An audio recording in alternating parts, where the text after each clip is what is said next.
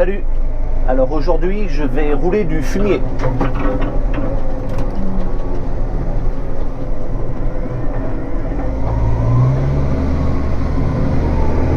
Alors comme tu as pu voir le temps, c'est le temps qui va faire à peu près toute la semaine. Aujourd'hui on est mardi. J'ai fini la moisson de tournesol samedi dernier et il a commencé à pleuvoir samedi soir et dimanche. Et donc depuis on a ce temps là. Donc je suis super content parce que pour plusieurs raisons en fait. Je suis super content qu'il pleuve. La première c'est que j'ai fini ma moisson de tournesol, donc au pire il peut pleuvoir, je m'en fous, j'ai plus rien dans les champs. Enfin plus rien à récolter en tout cas. La deuxième raison, ça me fait plaisir pour les couverts végétaux que j'ai semés. Je te renvoie vers la vidéo que j'ai faite avec le quad. La troisième raison, c'est surtout mes colzas qui sont en terre, qui eux commençaient à tirer la langue. Mais bon, jusqu'à maintenant, on a fait un petit tour avec le technicien pour voir. Et bon, jusqu'à maintenant, ça va, tu vois, il souffrait du manque d'eau, mais on va dire qu'il tenait le coup, quoi. Bon, là, il pleut, maintenant, ça va être impeccable, ça va pouvoir repartir, donc ça, c'est bien.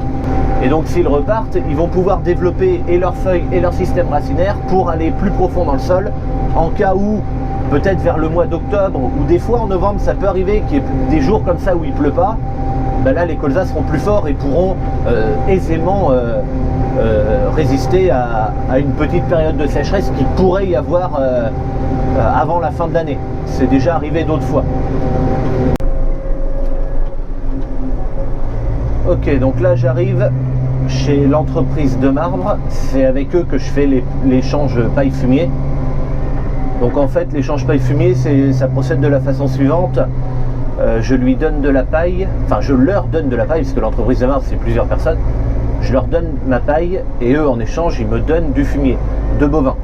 Voilà, parce qu'ils ont aussi des chèvres, mais là moi je suis en échange pour du fumier de bovin. Et le truc c'est que je sais pas du tout où est-ce que je dois aller.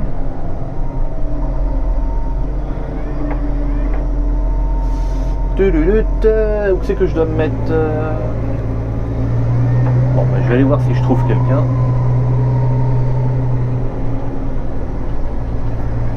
Et donc en fait, on fait pas n'importe quoi, hein. Il y a des barèmes, ils pèsent en fait la paille que je leur donne, et en fonction du poids de paille que je leur ai donné, eux, ils me donneront un poids de fumier, quoi.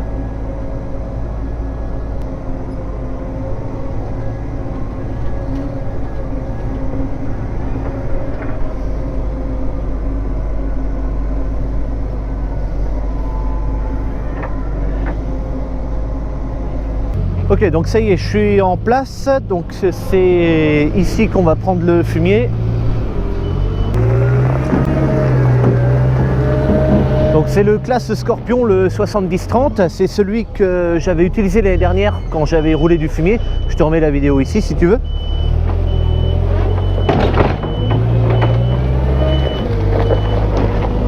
Et donc là je vais rouler, et normalement l'entreprise de marbre va utiliser aussi tracteur ébène à eux pour rouler du fumier.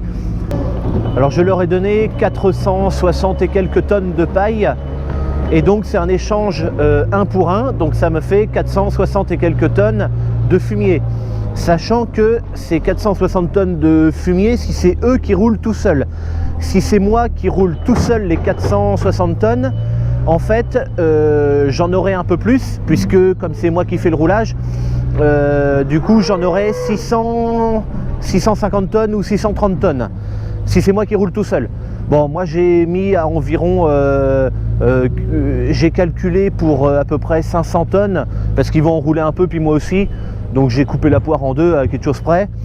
Donc 500 tonnes à 15 hectares. Non, 500 tonnes à 15 tonnes par hectare épandu, ça me fait à peu près 30-33 hectares. Donc voilà, à moi maintenant de choisir les parcelles dans lesquelles je veux mettre le fumier pour que ça fasse à peu près la balle, sachant que si j'en ai 28 hectares et qu'il y en a 30, pour 30 hectares d'épandus, il y en aura un peu plus dans un champ, puis c'est tout, hein, ça passera comme ça. Après, ce qui peut se passer aussi, c'est que les chances, le hasard fasse que finalement j'en ai, admettons, 35 hectares à épandre.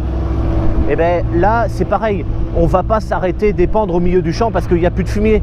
Je vais en prendre un peu plus que ce que j'ai le droit pour pouvoir finir le champ, et ensuite ça sera décompté de l'année prochaine de ce que j'aurai le droit, quoi. Voilà. C'est comme ça. Toi, c'est un peu élastique, quoi. Là, même cette année, à la rigueur, si je prends pas tout, eh ben, ça sera cumulé à ce que j'aurai l'année prochaine. Voilà. Donc là, on peut voir quelques vaches ici. Donc c'est un élevage allaitant. Un élevage allaitant, c'est le contraire d'un élevage laitier, hein. C'est des vaches qui sont élevées pour la viande. On peut voir au fond là-bas, je ne sais pas si on les voit parce que ça va être un peu sombre, il y a des gros ventilateurs pour le brassage d'air l'été, je pense. Après, moi je connais pas du tout, hein, l'élevage, hein. C'est pas du tout mon domaine, j'y comprends rien du tout.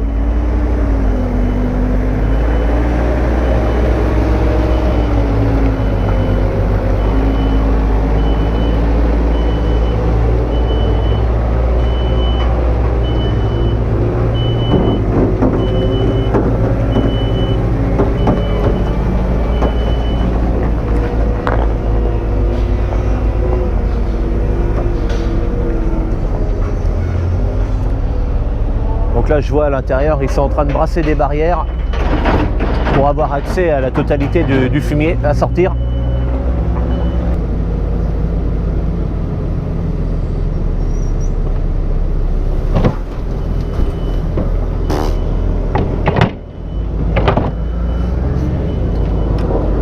Ah. Alors je redescends parce que c'est irrespirable. C'est pas que ça pue en fait, hein, c'est l'ammoniac qui est contenu dans le fumier, et donc ça c'est hyper désagréable. Alors je crois que j'ai vu un autre tracteur qui arrivait. Ah, c'est Nano.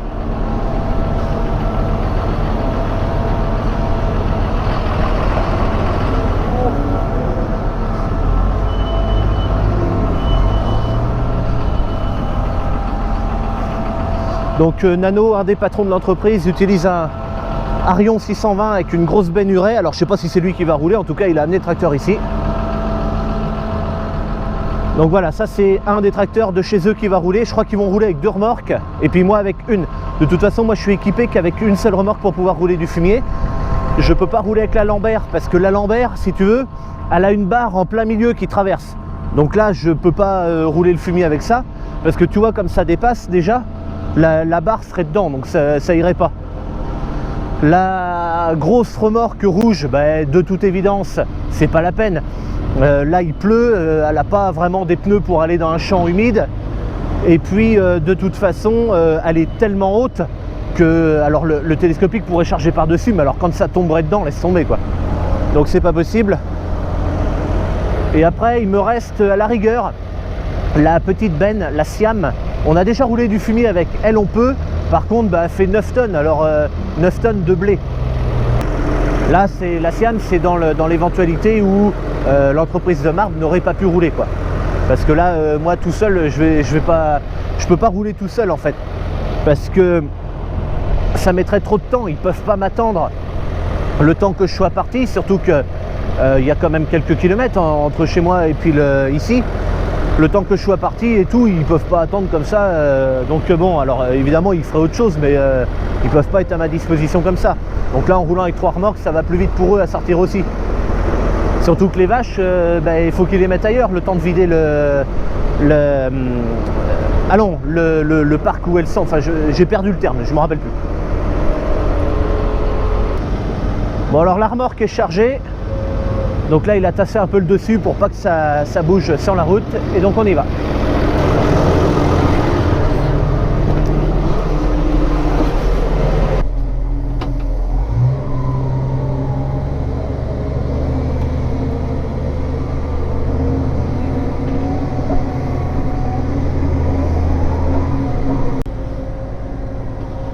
Hop. Alors, je viens d'arriver dans le champ. Et donc là, avant de vider, je dois faire quelque chose. Je dois mettre les cales qui sont là. Allez, bon Dieu! ça va pas comme tout seul. Et en fait je dois les coincer sous l'essieu. Alors je vais passer derrière. Donc là on a la route qui est là. Et donc je vais pas mettre le fumier le long de la route vis-à-vis des gens qui passent sur la route et tout ça après. Bon, je le mets juste ici, je fais le cordon là, le long du chemin. Ça changera rien du tout, hein, de toute façon pour celui qui va épandre. Alors, il faut se mettre dessous, il n'y a pas de place bien sûr. Là. Voilà, une là. Et l'autre. Ah bah oui. Et l'autre ici. Voilà. Alors je vais t'expliquer après pourquoi je fais ça. D'abord on va vider. Donc les portes sont bien en automatique. Il n'y a plus qu'à lever. Hop, 1000 tours écho. J'engage ma prise de force.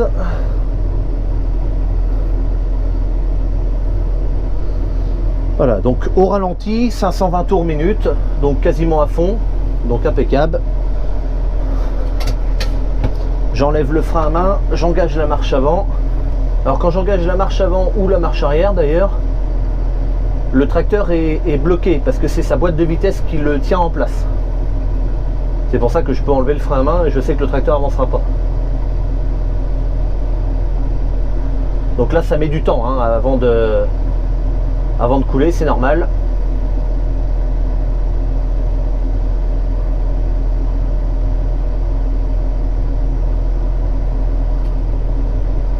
Ça va descendre tout d'un coup. Voilà. Alors là j'avance maintenant.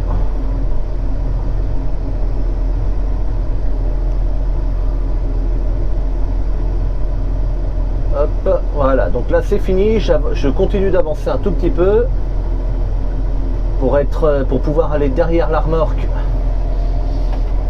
Hop. Et j'arrête ma prise de force. Voilà. Alors je vais faire redescendre la remorque après parce que quand elle est levée c'est plus facile de récupérer des cales en bois. Parce que là je peux passer par là tu vois. Et là sans me mettre dessous la remorque je peux attraper juste en passant le bras. Je la pose ici sur la roue. Voilà, donc là c'est bien vide. Je récupère l'autre. Tac.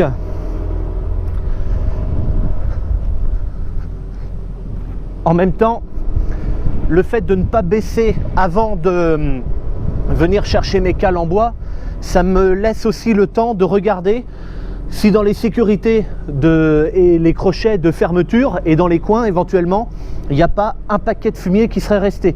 Il faudrait que je l'enlève absolument, puisque quand la porte va se redescendre, vu que ça passe très très près pour pouvoir que ça soit étanche avec le grain quoi, ça pourrait tordre la porte et là ce serait con.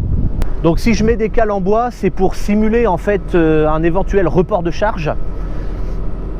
Alors le report de charge en fait c'est quoi? C'est-à-dire que quand je vais lever ma remorque, le poids va aller de plus en plus vers l'arrière. Et c'est les roues arrière qui vont supporter de plus en plus le poids de la remorque, puisque je lève mais ça tombe pas, tu sais, t'as vu, ça tombe vraiment à la fin. Et donc là les roues arrière ont de plus en plus de poids, donc ça appuie très fort sur les ressorts de suspension. Et quand ça tombe tout d'un coup, en fait les ressorts relâchent et c'est à ce moment là que l'accident peut arriver. Alors il y a eu des accidents, ça casse l'attelage à l'avant parce que ça secoue très très fort hein. Ça casse l'attelage de devant, la remorque commence à lever en entière, tu vois, l'attelage lève, mais comme là c'est levé à fond et que ça commence à descendre, ça pousse la remorque vers l'avant.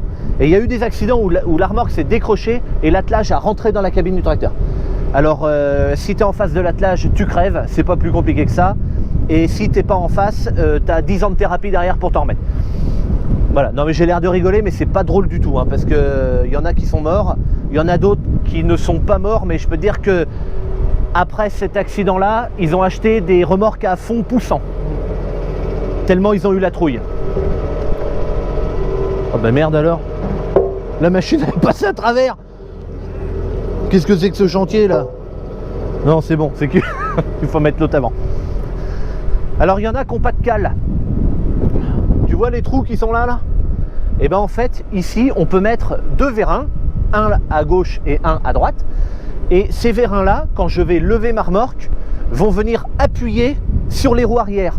Et comme ça appuie sur les roues arrière, ça donne la remorque à basculer vers l'avant, donc ça appuie sur le cul du tracteur. Et donc ça s'appelle le report de charge. Et du coup, il n'y a plus cette secousse sur les ressorts de suspension de la remorque. Voilà.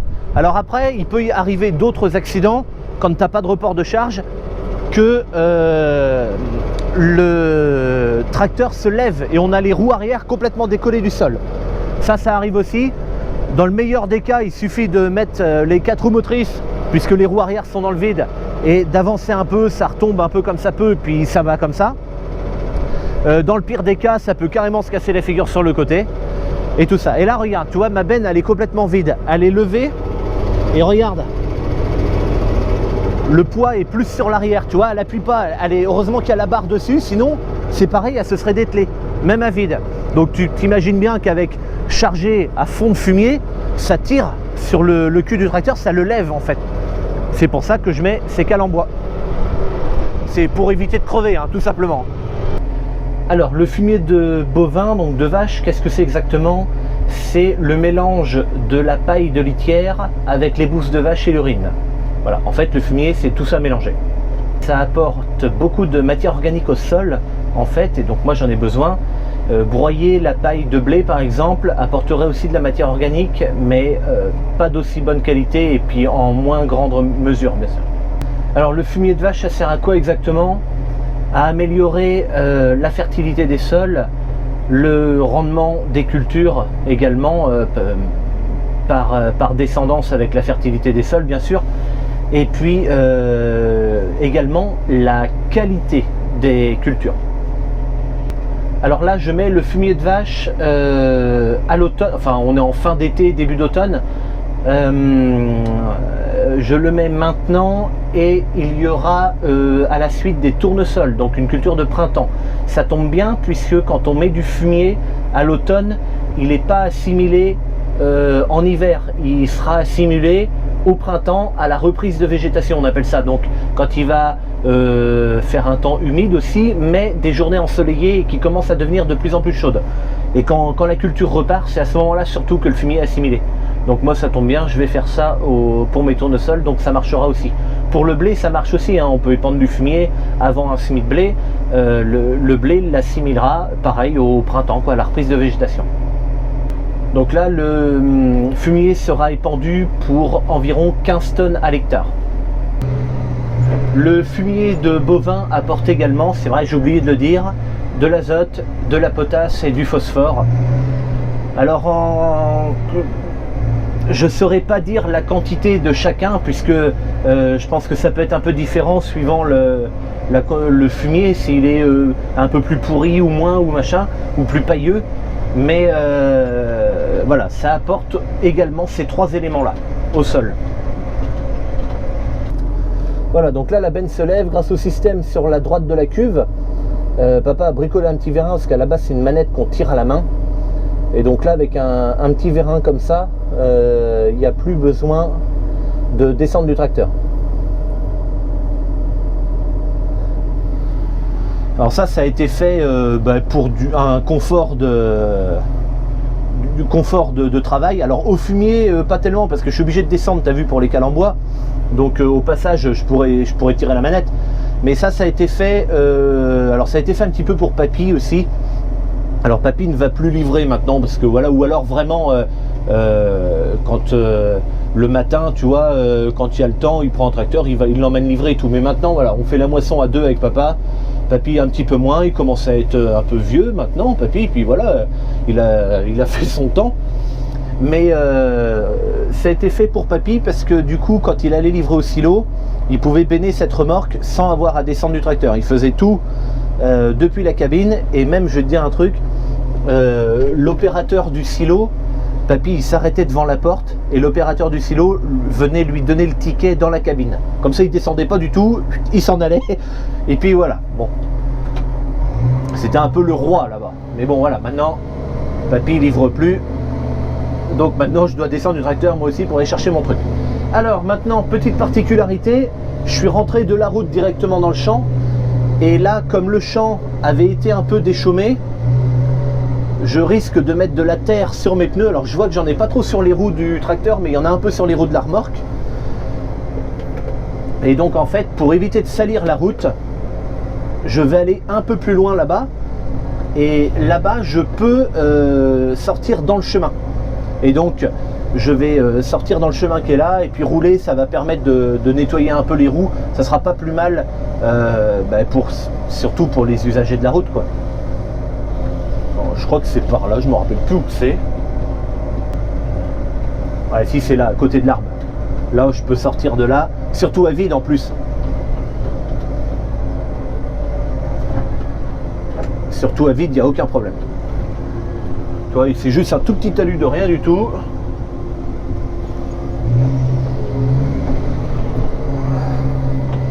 Et voilà, j'enlève les 4 roues motrices parce que je l'avais mis au cas où.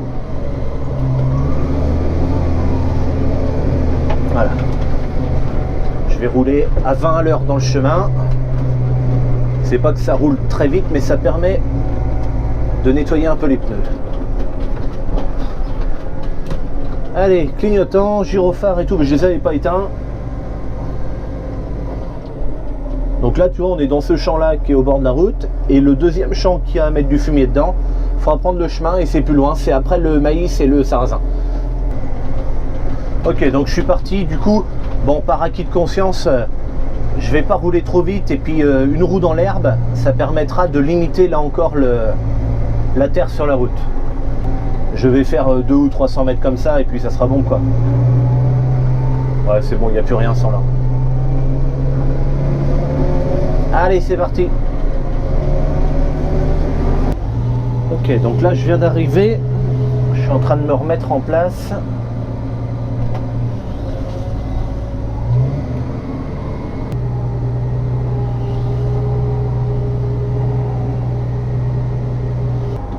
Bon, je vais arrêter là parce qu'il y a une barrière derrière moi, puis je la vois pas du tout puisqu'elle est, elle est de l'autre côté. Là, je me mets dans les cages et puis hop.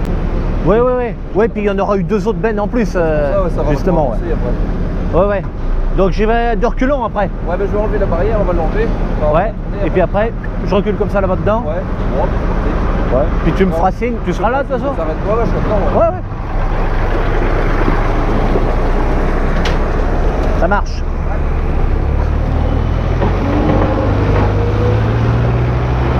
Ok, donc là on a Nicolas qui est un des employés de l'entreprise qui va donner à manger.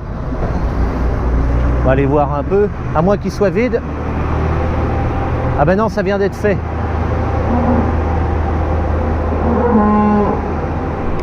Oh ben, du coup on le verra pas faire parce qu'il vient de le faire là.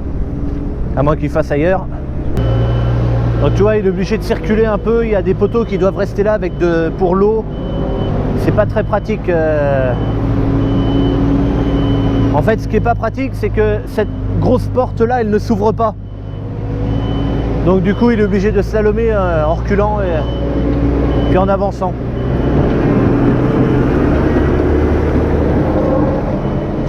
Mais bon, bah, ça se fait quand même, hein, mais donc ici, le premier godet que j'ai eu, c'est un peu plus pailleux parce que là c'est les petits veaux en fait qui sont là, donc ils salissent moins évidemment. Là maintenant c'est le fumier des vaches à côté, donc là c'est beaucoup plus pourri on va dire, donc c'est bien, c'est bien. Allez.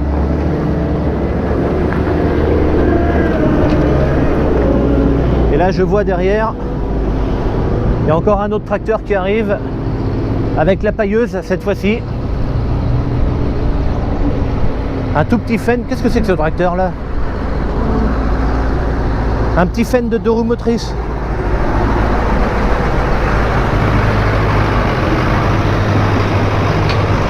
Alors l'étiquette est un peu arrachée, je crois que j'ai vu 3061 ou 306, je sais pas trop ce que j'ai vu. Et avec un S peut-être derrière.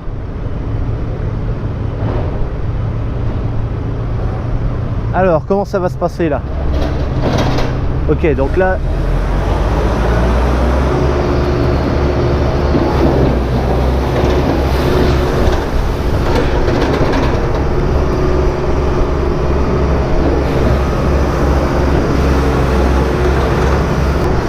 Ok, donc là il remet de la paille sur la litière. En fait, si tu veux, la litière, donc c'est de la paille, ça se salit. Et donc avec cette machine, il remet, c'est un peu sale, mais il n'y en a pas très épais, tu vois, de fumier. Donc là, il remet une couche de paille neuve dessus pour que les vaches soient sur du propre. Et à chaque fois, une couche propre, les vaches salissent, une couche propre, et ainsi de suite.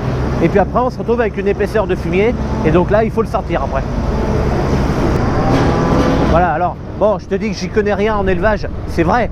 Bon, après, j'ai fait quand même mes études dans un élevage caprin, donc de chèvres. Donc bon, et j'ai quand même il me reste des souvenirs, des connaissances, mais voilà, après, c'était pas du tout mon délire. Moi, je voulais pas du tout faire les animaux.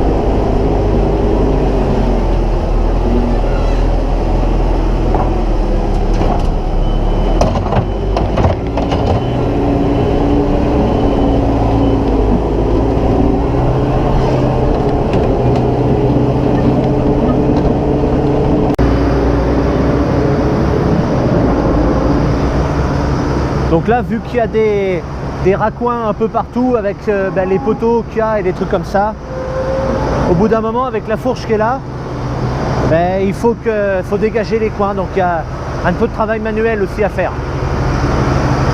Là, on voit que la pailleuse est toujours en action.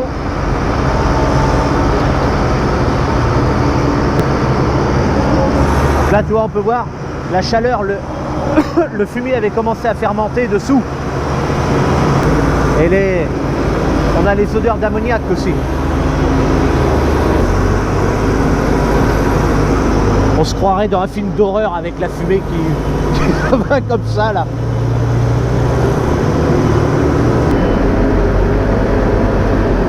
Allez, ça c'est la dernière. Là il est en train d'appuyer un peu avec le godet pour bien que ça se tasse et surtout que ça s'envole pas sur la route.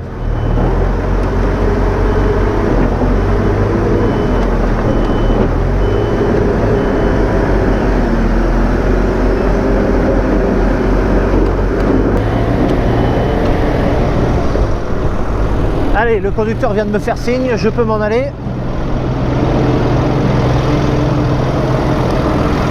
Et on va refaire encore un tour. Allez hop, c'est reparti. On a pu voir la benne pendant qu'il appuyait un peu dessus, bouger un peu à droite à gauche. Alors c'est pas que le conducteur du télescopique appuie dessus comme un con, hein. C'est juste parce que faut qu'il tasse un peu forcément. Et puis les suspensions de la remorque plus ses pneus qui se déforment un peu font que le mouvement est amplifié.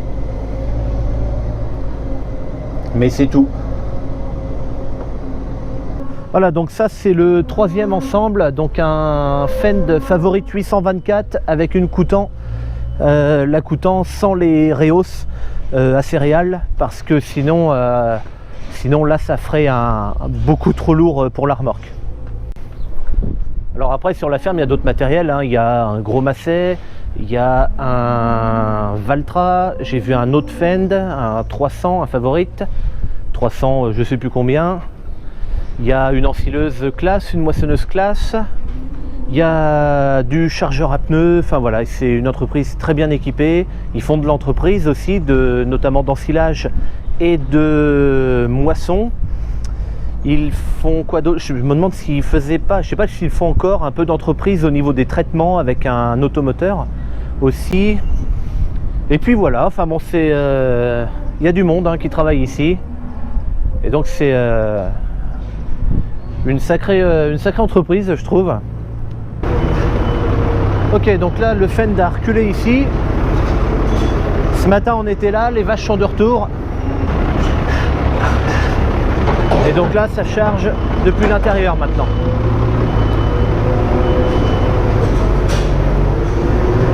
Avec le petit chargeur, il dégage les coins. C'est plus pratique pour eux comme ça.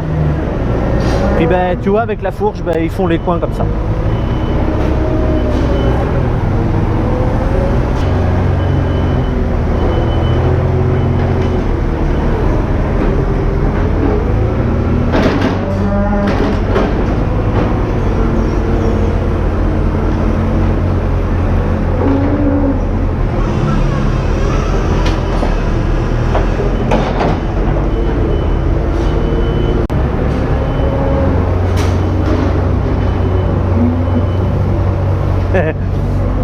Elle me connaît pas, elle a un peu peur. Les petites eaux Jao vont être nettoyées tout à l'heure quand ça sera terminé. Mais cette vache-là avait soif, elle avait pas envie d'attendre, elle.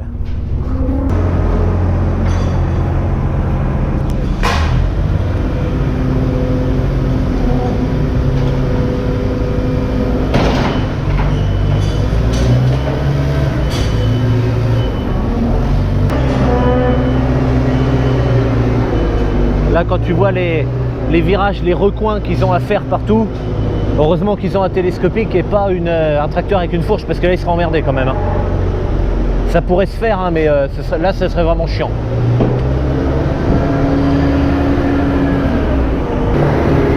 Donc au fond, là-bas, on peut voir le collègue qui dégage les poteaux avec la fourche.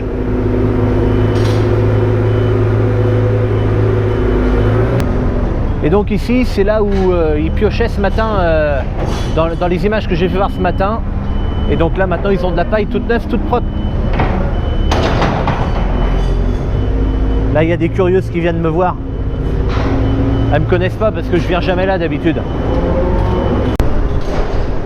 Donc là, les vaches, en mangeant, poussent un peu le fourrage parce que je pense qu'elles creusent un peu avec leur nez pour trouver des trucs qui sont meilleurs dedans, dans le mélange de la ration.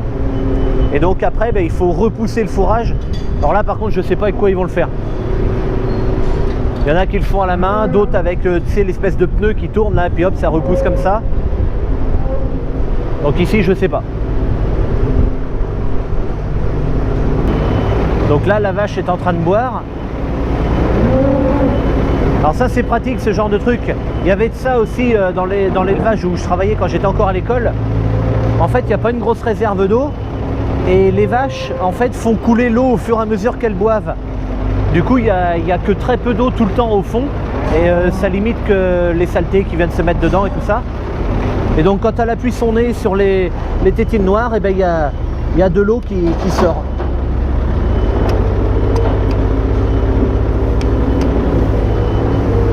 Voilà, ça marche comme ça. Et donc, tu vois, après, il n'y a quasiment jamais d'eau à l'intérieur.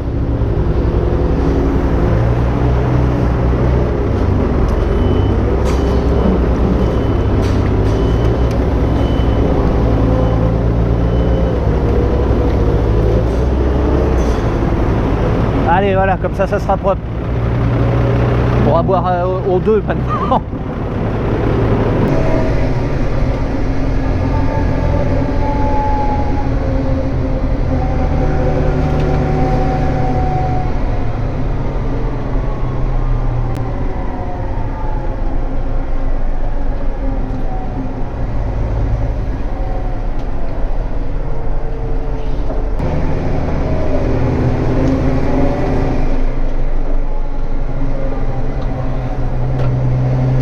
Ok, bon j'arrive une nouvelle fois sur l'exploitation pour faire un nouveau tour.